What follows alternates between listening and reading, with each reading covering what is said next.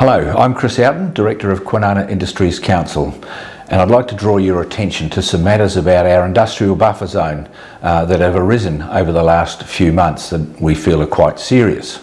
It's unfortunate, but the KIC has developed a perception of bias in relation to the outcomes of a number of state planning decisions over the past 10 years.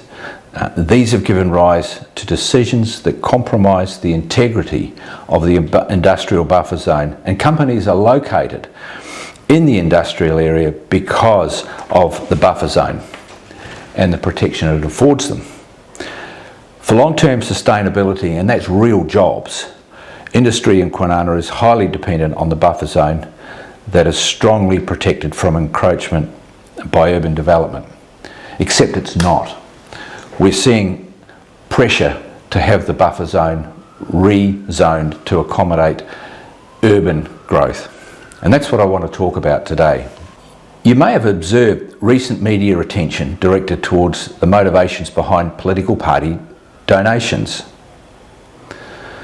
and corporate gifts or hospitality to state elected representatives and public servants. This recent attention has been largely focused on the property development industry, but not entirely. The reporting considers the likelihood of the perception that donors seek to acquire favourable decisions or to improperly influence. It's been revealed that a similar perception on the Australian East Coast has resulted in the creation of laws to ban donations from certain industry sectors, focusing most attention on property developers, to be specific. The eastern states' laws were enacted because they believe there have been issues, or at least the perception of issues, of inappropriate influence being applied to elected politicians and public servants. Why else would the legislators have made it a criminal offence on the eastern seaboard? The bottom line is this: it's illegal over there, yet legal here. But it's the same stuff, so who's right and who's wrong? The provision of corporate hospitality, gifts, political donations and sponsorships, either directly or indirectly, is legal in WA. But is it right and proper? Does it pass the pub test? Those in receipt of the benefits are legally required to disclose those benefits. We know where this originally started, and it harks back to the days of WA Inc.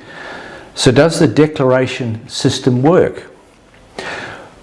Well, Directors General of government departments have to declare the receipt of gifts and hospitality they receive from any parties, including property developers. Fair enough. But if someone like you or I want to inspect their declarations, we have to pay a fee and make an application under the Freedom of Information Act.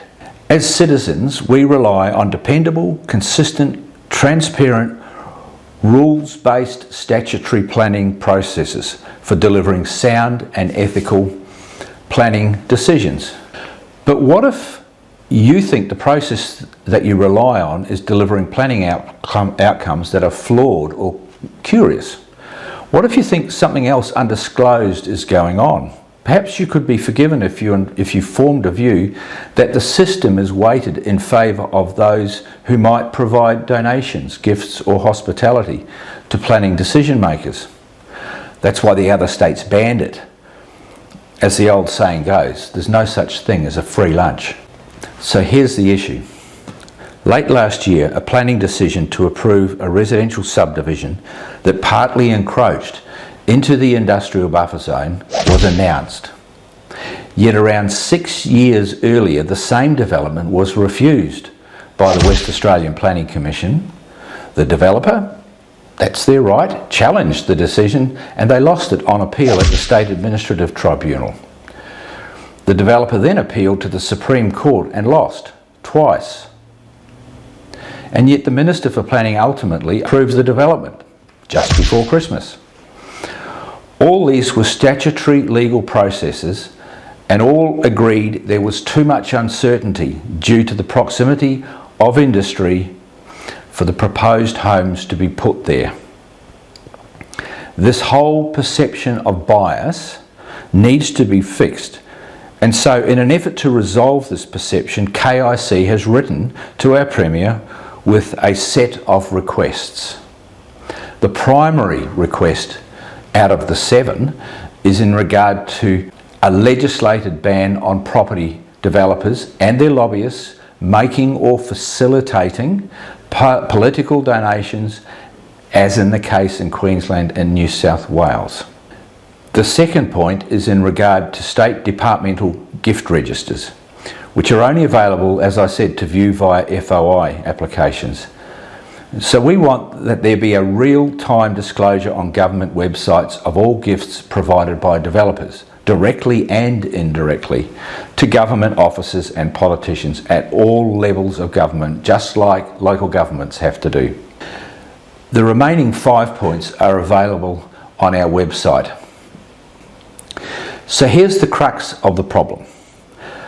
Kwinana Industries Council has a serious question for every planning decision maker to reflect upon. What is the point of having a statutory planning process with transparent statutory appeal processes if a minister can simply overturn properly made decisions?